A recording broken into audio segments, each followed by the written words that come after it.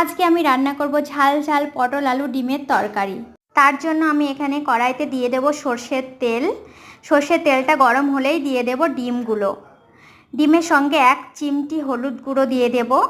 তারপর ডিমটাকে আমি ভালোভাবে ভেজে নেব। ডিমগুলোকে তুলে নিয়ে দিয়ে দেব আলু। আলুগুলোকেও একটু লাল লাল করে ভেজে নিতে হবে।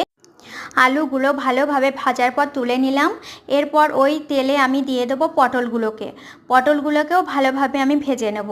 হ্যাঁ, একটা কথা, আপনারা সর্ষের তেল দিয়ে রান্নাটা করবেন, তাহলে রান্নার স্বাদটা দারুণ হবে। এখানে আমার পটলগুলোও দেখুন ভালোভাবে ভাজা হয়ে গেছে। তারপর আমি তুলে নিলাম পটলগুলোকে। তারপর আমি ওই কড়াইতে আর একটু তেল অ্যাড করে দেব। তেল দেওয়ার পরে তেলটাকে একটু গরম হতে দেব।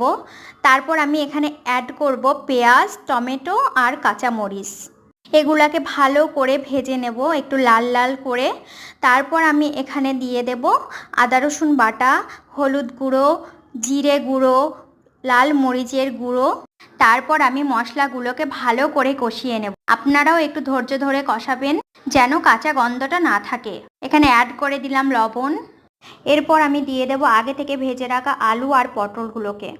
এবার আলু আর পটলটাকে মশলার সাথে ভালো করে কষিয়ে নেব। কষানোর পর ভেজে রাখা ডিমগুলোকে আমি এখানে দিয়ে দেব। সব একসঙ্গে মিশিয়ে 5 মিনিট মতো হালকা আঁচে কষিয়ে নেব। ভালোভাবে কষানো হওয়ার পর আমি দিয়ে দেব জল ঢেলে দেওয়ার পর এটাকে আমি মিডিয়াম আঁচে রান্নাটা হতে দেব। তারপর ঢাকনা লাগিয়ে দিয়ে রান্নাটাকে আমি হতে দেব।